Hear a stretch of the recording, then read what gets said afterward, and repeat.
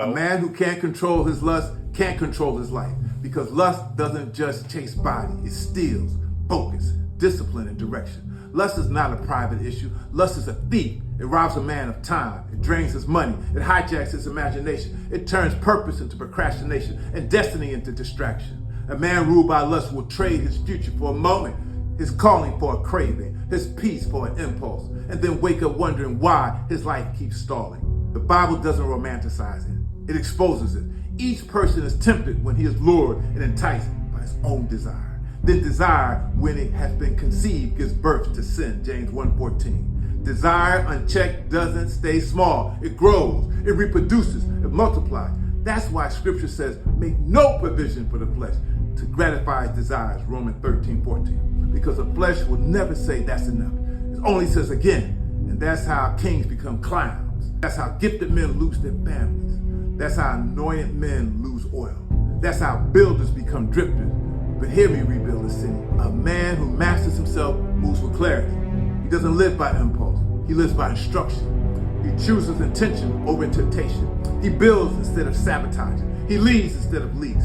The word calls it self-control, and it's not soft. Like a city whose walls are broken through is a person who lacks self-control, Proverbs 25:28. Let that hit you. A man without self-control is like a city with no walls. Anything can enter. Anything can invade, anything can burn it down. You can't rebuild a city where your gates are wide open to destruction. That's why discipline isn't boring. Discipline is power. Discipline is spiritual authority and work boots. Discipline is you telling your flesh, you're not driving, sit down. God has not given us a spirit of fear, but a power, love, and of a sound mind. 2 Timothy. A sound mind doesn't happen by accident. It's built, it's guarded, it's trained. And the truth is, you don't fall into purity. Fight for it. And I discipline my mind. Keep it under control. 1 Corinthians 9:27. That's not poetry, that's warfare. Because when a man controls his desire, he controls his time, his money, his energy, and his legacy. He stops being led by craving and starts being led by conviction.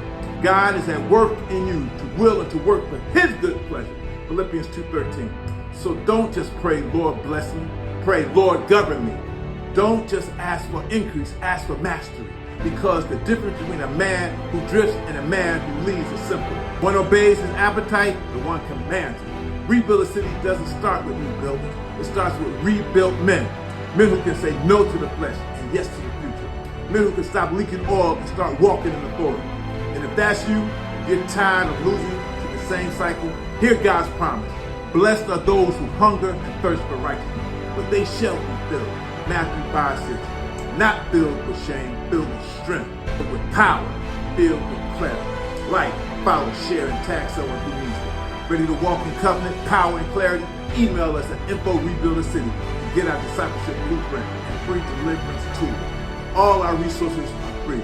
Your giving fuels the mission. Let's donate and partner now at rebuildacity.net. This is more than a ministry. This is a movement. Now let's rebuild, let's war, and let's rebuild the city.